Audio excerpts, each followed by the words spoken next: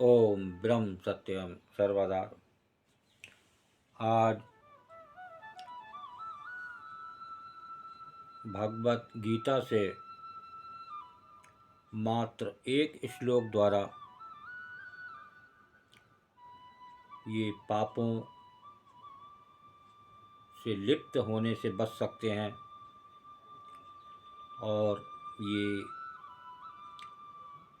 नया वर्ष फिर नव दुर्गा का पहला व्रत, इसमें ऐसा एक नियम बनाएं और ये गीता का श्लोक नंबर 10 है 5वें अध्याय में कि भगवान श्री कृष्ण अर्जुन को क्या समझा रहे हैं और किस प्रकार से पापों से लिप्त होने से अगर बच गए तो ये जीवन ही सुंदरमय हो जाएगा।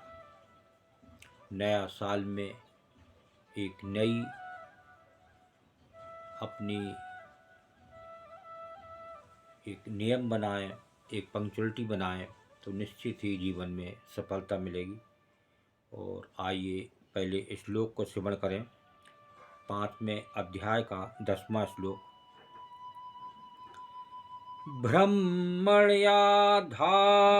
कर्माणि संगं त्यक्त्वा करोति यः लिप्यते न स पापेन पद्मपत्रमिवाम्भसा। ब्रह्मण्याधाय कर्माणि संगं त्यक्त्वा करोति यः लिप्यते न स पापेन पद्मपत्रमिवाम्भसा। तो देखिए, इस श्लोक के माध्यम से भगवान श्री कृष्ण क्या संदेश दे रहे हैं। ये संदेश अर्जुन के लिए नहीं है, पूरे संसार के लिए है।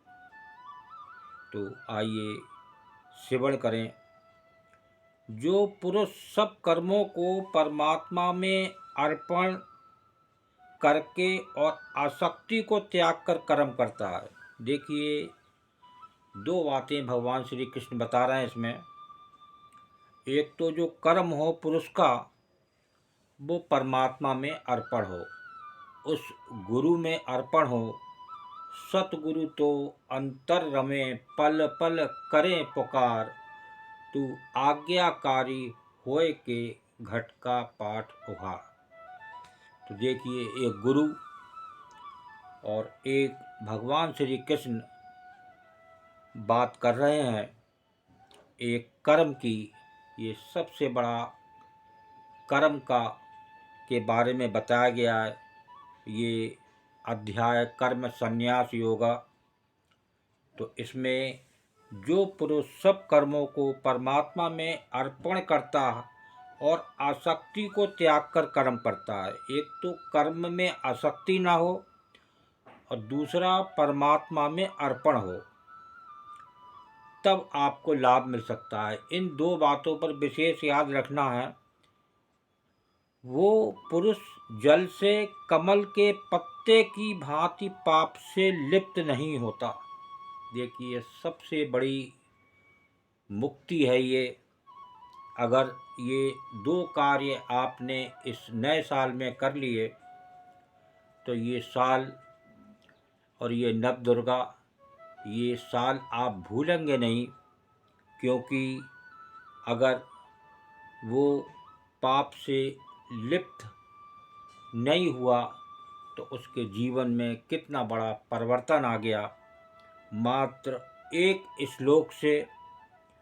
और दो बातें हैं कर्म की जो भगवान श्री कृष्ण बता रहे हैं, तो कम से कम हम उसे सुने और श्रवण करें और अपने जीवन में उतारें, तभी इसका लाभ मिल सकता है। ब्रह्मण्याधाय कर्माणि संगं त्यक्त्वा करोति यः लिप्यते न स पापेन पद्मपत्रमिवाम्भसा। एक बार फिर इसके अर्थ को श्रवण करें और अपने जीवन में उतारें। जो पुरुष सब कर्मों को परमात्मा में अर्पण करता और आसक्ति को त्याग कर कर्म करता है, वो पुरुष जल से कमल के पत्ते की भांति पाप से लिप्त नहीं होता। जैसे जल से कमल के पत्ते की तरह उदाहरण दिया है भगवान श्री कृष्ण ने कि बिल्कुल भी वो पाप से लिप्त नहीं होता। लेकिन दो चीज़ें हों उसके कर्म में, एक तो कर्म हो वो परमात्मा में अर्पण हो और उसमें कोई आसक्ति ना हो अपनी। ये बस इतनी सी बात आप याद रखें और चलने की कोशिश करें तो नए साल ये आपके लिए बहुत शुभमय और मंगलमय होगा। ओम ब्रह्म सत्यम सर्वदा। दास का श्लोक अच्छा लगा हो तो ज़रूर शेयर करें। ये बहुत बड़ी बात है भगवान श्री कृष्ण की। जितना आप लोग शेयर करेंगे शायद एक भी मानव चल पड़े तो एक बहुत बड़ा आपको उसका लाभ मिलने वाला है। ओम ब्रह्म सत्यम सर्वदा।